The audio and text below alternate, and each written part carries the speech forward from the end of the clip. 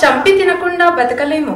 చెట్లను మృగాలను అనవసరంగా చెట్లని చంపడం అవసరంగా మృగాలని చంపడం కన్నా చాలా పాపమని గుర్తించలేరు. ఎవరో జంతు బలులు జరగకుండా శాసనం చెయ్యాలనే వాళ్ళకి ఎంత దయ జంతువుల మీద. జంతువులు నోరు లేనివి, చెట్లు గొడ్డలి కింద రక్తం కారే చెట్టు, బూడ్సుల కింద నలిగే గడ్డి, పువ్వులన్నీ కోసుకుపోతే ఏడ్చే మొక్క, వీటి మీద కారుణ్యం లేదా? నోరు లేదు గనకనేనా? మెల్లిగా తలలు వంచే తామరలను చూస్తే తాయారు జ్ఞాపకం వస్తుంది. ఆమెది గులాబీ తామర రేకుల మధ్య నుండి శరీర కాంతి. ఎండ తాకిన తెల్లని మబ్బుల మీద గులాబీ కొంచెం ఎరుపులోకి మళ్ళా తెలుపులోకి మారుతుంది. ఆ మార్దవమే ఎండ తాకని స్థలాల ఆమె ఒంటి మీద కనిపించేది. వేళ్లు తాకిన చోట చప్పున ఎర్రబడి చుట్టుపక్కల శిలల ఛాయలన్నీ మారేవి. ఎండలో హంపి పర్వత శిఖరాల శిలల కింద లేత నీడలు చేరినట్టే బొమ్మ వంటి ఆ చిన్న దేహం ఏ గులాబీ చలవరాతితోనో ఏ విగ్రహకారుడో చెక్కినట్లుండేది. మనిషి అభివృద్ధి చెందిన కొద్దీ అతనిలో కలర్లెస్నెస్ ఎక్కువ అవుతుంది. సుగుణాలు దుర్గుణాలు కనిపించడం తక్కువ అవుతాయి. గొప్ప సుగుణాలు ఎవరిలో గట్టిగా కనబడతాయో వాడు చాలా హైపోక్రైట్. జాగ్రత్త. గడియారంలో చక్రం వంటి వాడు మనిషి, సంఘంలోను బల్లోను అంటాడు ఆయన హెడ్ మాస్టర్ గారు.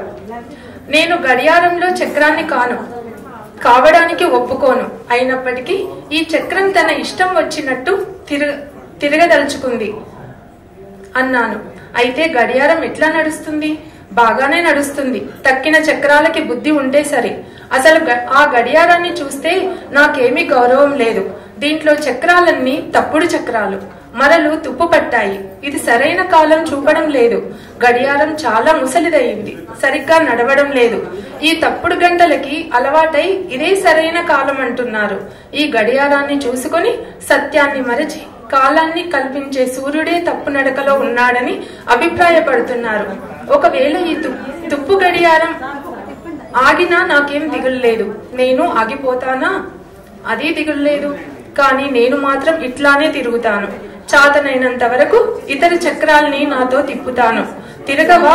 ఈ గడియారం ఆగడమే మంచిది అన్నాను. నా ఇల్లు కదా అని తక్కిన ఇళ్ల మధ్య ఉన్న నీ ఇంటిని నిప్పంటించుకుంటే ఎవరు ఊరుకుంటారు? ఒకసారి కొన్ని ఏళ్ల కిందట నా చిన్నప్పటి టీచర్ ఒక ఆయన వచ్చారు నన్ను చూడ్డానికి. ఆయన్ని చూస్తే చిన్నప్పుడు నాకు చాలా ప్రేమ ఉండేది, ఇప్పటికీ గౌరవం. నన్ను గురించి విని నా స్థితిని తలుచుకొని దిగులు పడ్డాడు. అదే భేదం.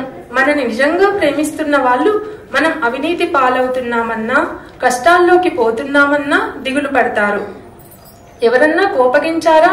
వాళ్ళు మన మీద ప్రేమ చేత కాదు, వారి మీదున్న స్వంత ప్రేమ చేత, లేకపోతే ఈర్ష్య చేత. చెడిపోయిందన్న స్త్రీని ఇతరులు కాకుల్లాగా పొడిచి అదంతా నీతి మీది ప్రేమ అనుకుని తృప్తి పడతారు. ఆ కోపమంతా ఈర్ష్య. పిల్లలు దుష్టులవుతున్నారని తల్లిదండ్రులు ఆగ్రహిస్తారు. తన మీద స్వంత ప్రేమ, పిల్లల మీద కాదు. తమ ప్రతిష్టకు భంగం తెస్తున్నాడని, తమ శాంతిని ధ్వంసం చేసి శ్రమ కలిగిస్తున్నాడని కిందపడ్డ పిల్లని పడ్డందుకు కొట్టే మాతృదేవతల్ని చూడటం లేదు. చాలా రకం ప్రేమలు గొప్పవారివి కూడా. అదే రకం చాలా మంది దేశభక్తుల పేట్రియాటిజం ని సైకో ఎనలైజ్ చేస్తే ఎన్ని వికృతమైన ప్రోద్బలాలు ఉద్దేశాలు బయటపడతాయో ఎవరు చెప్పగలరు? భూమిని సూర్యుడు కాల్చిన స్థలాల, మానవుడు తవ్విన ప్రదేశాల గాయాల్ని ఈ కొత్త పచ్చగడ్డి కప్పి ఓదార్చింది. ఈ వానలకి ఎడారిలాగైపోయిన ఈ సీమ కొత్త అందాలతో కలకలలాడుతోంది. చివరికి ఈ బురద తాలూకు కూడా ఏమీ ఆకర్షణ లేదనుకున్న భార్య ఒకరోజు ఆకుపచ్చ చీర కట్టుకుని ఎన్నడూ లేని శృంగారాన్ని ఎరువు తెచ్చుకున్నట్లు ఉంటుంది. అట్లా చూస్తే ఎప్పుడో ఒకప్పుడు ఎట్లాగో ఓలాగు ఎక్కడో అక్కడ అందంగా కనపడని దేశము స్త్రీ ఉండదనుకుంటాను. సహారాలోను టండ్రాల్లోనూ కూడా భయంకరమైన అందం ఉంది కదా. అట్లానే జుమ్మాలోను తాటకిలోను చిన్నమ్మలోను పూతనలోను ఉండదా? మొన్ననే ఎవరో చెబుతున్నారబ్బా. పూతన రొమ్ము మీద కృష్ణుడు కూర్చొని ఆడుకునే దృశ్యం చాలా కాలం మనసును బాధించిందని.